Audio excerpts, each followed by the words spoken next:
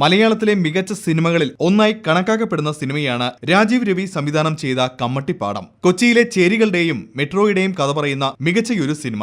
ദുൽഖർ സൽമാനും വിനായകനും മണികണ്ഠൻ ആചാര്യയുമൊക്കെ നിറഞ്ഞു നിൽക്കുന്ന സിനിമയാണ് കമ്മട്ടിപ്പാടം. ഇപ്പോൾ ഇതാ കമ്മട്ടിപ്പാടം വീണ്ടും റിലീസിംഗിനായി ഒരുങ്ങുകയാണ്. അതും 4 മണിക്കൂറോളമുണ്ട് സിനിമ.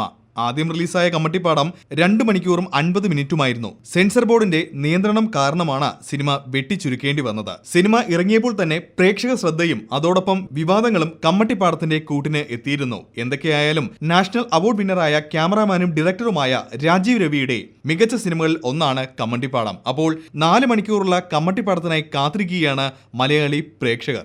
എനിക്ക് ഏറ്റവും ഇഷ്ടമുള്ള നടന ദിലീപ് അങ്കിള്.